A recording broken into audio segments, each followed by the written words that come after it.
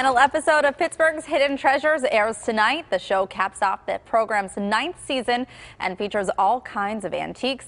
Joining us here today with a preview of tonight's program is Andy Masich, the president and CEO of the Heinz History Center. Andy also co-hosts the program with KDKA's Ken Rice. You lucky dog, you. I tell you, Ken is a great guy to work with. He is so funny off screen. You know, he's pretty serious when he's doing his job, but I tell you, he's got a great sense of humor and loves doing the show with me. He really does. I tell you what, that guy, he's so witty too, isn't he? All right, well, so tonight you have some great items on, and this is kind of like a best of show. It really is. You know, we start out with a painting from the Hudson River School of Art. When you hear Hudson River School, don't think of bricks and mortar and buildings. It was really a movement, an art movement.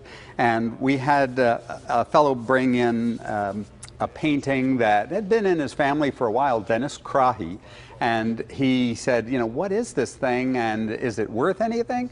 Well, it turns out that the Hudson River School is very collectible. It's realistic landscape painting and that sort of thing, and it comes out of the Romantic movement, so it's very collectible, and I think you might be surprised what even a small painting like that might be worth. Oh, interesting. Okay, and the other thing, now this seems like it would be worth a pretty penny, but the Civil War rifle that you have? Yeah, this rifle was brought in by James Burke of Weedville, and it's a Sharps rifle. Now, people think of sharpshooters, accuracy.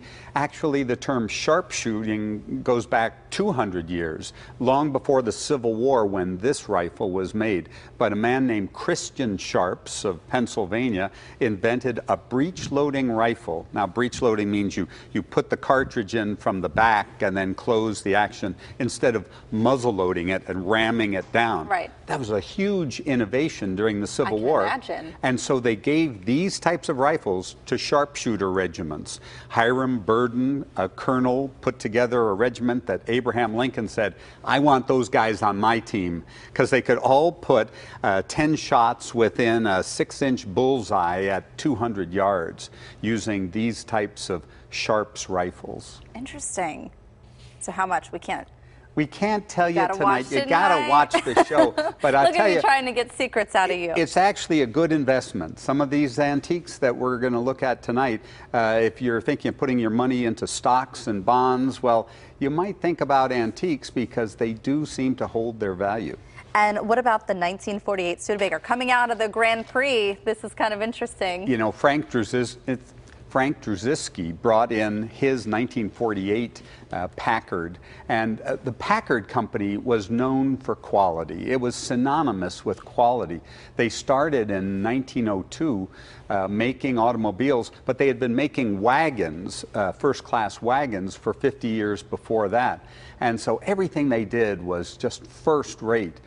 These Packard automobiles were made till 1966, and then competition from some of the other big car makers, Ford and Chevrolet, were just too much for the quality of the Packard company, which kept making fewer and fewer cars, and then finally they went out of business. That's a pretty looking car.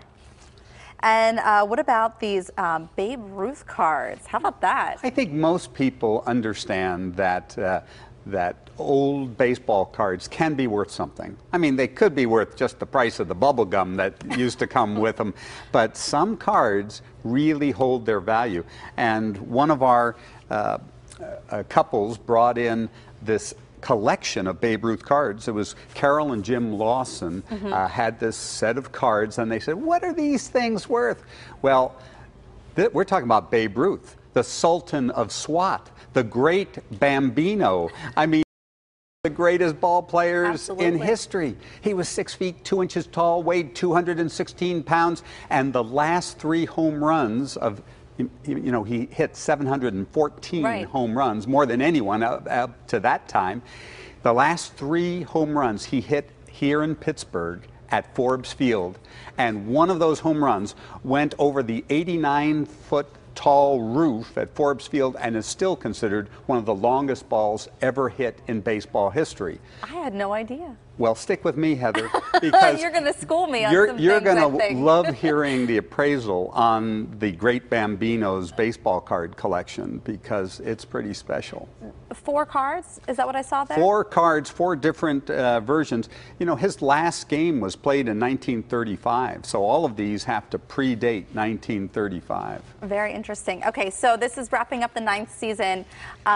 So far this season, what was your favorite item, and what's your favorite part about working on the show? You know, I don't know that I can choose a favorite item. I mean, I've seen some amazing things from paintings to war relics. One couple brought in a painting that had been stored in their basement for years.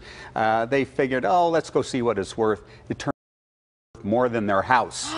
Yeah, right. Stop. So, oh my gosh, you know, you got to look it? for your hidden treasures. So finding those surprises, that's one of the things that I really like.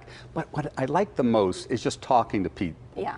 Pittsburghers have such great stories, and whether they find something under their bed or in their attic or even get it at a swap meet, they all have great stories to go with these, and I think that's what it's all about. All right. Well, thank you so much, Andy, for sharing your stories. And you can watch Pittsburgh's Hidden Treasures tonight right here on KDKA TV. The show airs at 7:30.